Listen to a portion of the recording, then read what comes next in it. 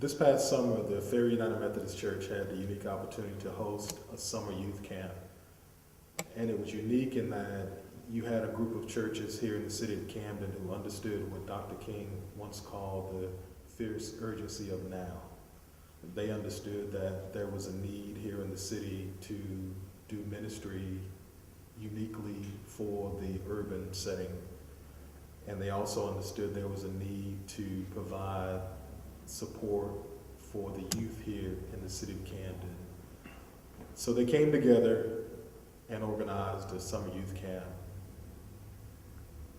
They also came together using members of the local churches as well as young youth individuals who came and served as youth camp organizers. There were a lot of things that came out of that camp that I would consider to be a success. The first success was simply be that they saw a need and they came together and organized as a group of churches and they met that need. But that was only the beginning.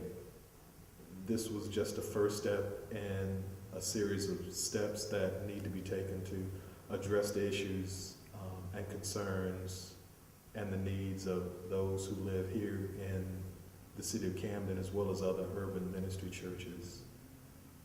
Another need that is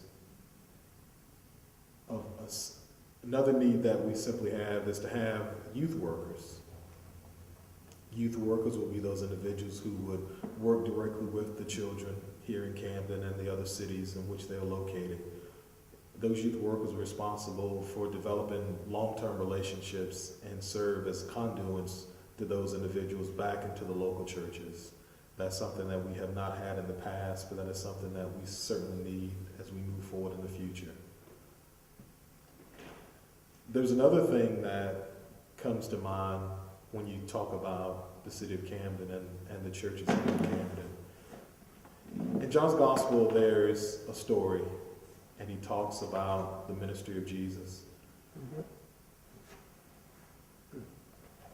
In John's Gospel, he talks about the ministry of Jesus. And in that Gospel, he writes about when Jesus calls Philip the disciple.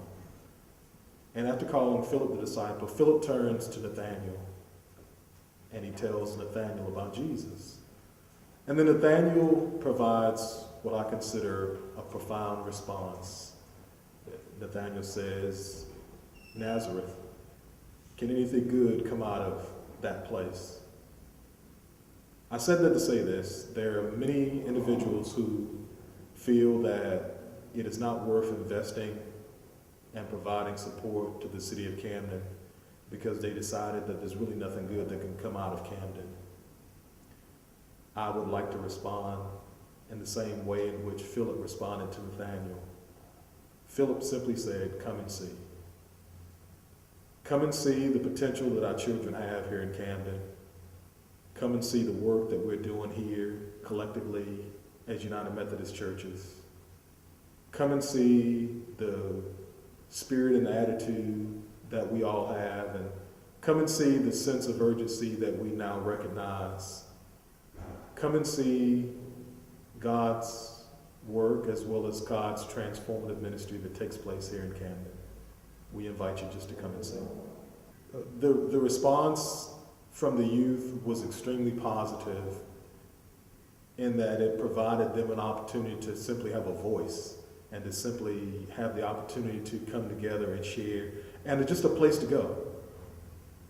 Oftentimes, many of the summer camps are not available to them, whether it be because of cost or location. But one of the unique things about this particular camp was it was located where they are, so they could simply walk. It was within walking distance. And that's the key, that we make these things available to them. The youth pastors need a variety of things. First and foremost, they need training.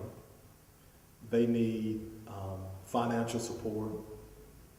But they also need to know that we are behind them 100%. And they need time. This is not something that we can simply bring them in over a short period of time, but we need to provide them resources to give them time to develop those relationships. Many of our kids here in the city are really kids that need to have relationships developed with them. And this is something that we have not had in the past, and these youth workers are individuals who can provide that relationship building that we need within the city. Most definitely, when it comes to our youth, oftentimes they are able to relate better to those that are of their same age. And oftentimes we are there as adults to give them guidance. There's something about that relationship, or even that one-on-one relationship. And not just the age relationship, but even those youth workers willing to go where they are. Many times we in the church do not want to leave the confines of the four walls of the church to go out and meet them where they are. But one of the unique aspects of youth ministers is that they go to where these kids are, and they are there with them, and they are there to live those same experiences with them. And for the many cases, they are experiencing the same things, those youth workers, those ones that are set out to reach. You have to take upon a different approach when it comes to our youth, and whether we want to agree with it or acknowledge it now, that today's youth are experiencing things that we simply did not experience as youth, and they're exposed to things that we certainly not were exposed to, and so therefore we have to be mindful that we have to be able to reach them in such a way, in the way in which they are typically reached, because we know all the other negative influence of reaching them in those ways, so we have to provide an alternative to reach them, and certainly we have to begin to think things and do things differently, and we certainly have to take a new approach in reaching our youth, because our youth they're unique individuals, and we have to look at where they're coming from, not necessarily where we came from, but look at where they are coming from right now. So is there any type of unique challenges that you see that you're going through here in Camden that are detrimental? For me, the most unique challenge would be to simply set aside past failures, and to know that this is a new day, and to know that in spite of what may not have worked in your time, this is a new day, and this is a time in which we need to move forward. But to know that urban ministry is different. Urban settings are unique. Those that think they may understand urban ministry really don't. The only way you can truly understand urban ministry and the urban cities is to live in those urban cities and to experience what they experience on a day-to-day basis.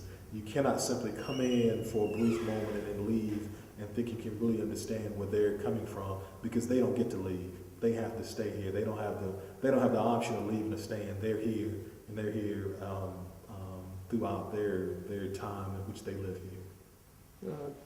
Is there any difference between the male and the female that you have to get through to them here in the city, the youth in the city, or are they just, they get the same message, they get it?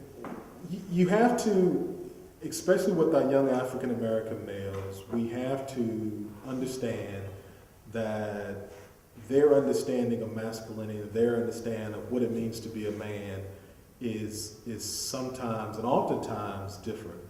And so we need to be mindful and understand that we have to consider those things. Even with our young women are faced with things that they may not necessarily be faced with had they lived somewhere else in maybe a suburban area. But we have to understand that they're both individuals, and we certainly have to be mindful of the fact that we have to look at those specific needs and those specific concerns that are sometimes go unaddressed when it comes to our young men and our young women. So where you ministered before, does coming to Camden give you any kind of unique opportunities to see things differently, or is it the same? What makes it unique for me here, being here specifically in Camden and Ferry Avenue, is that I'm what I consider to be ground zero.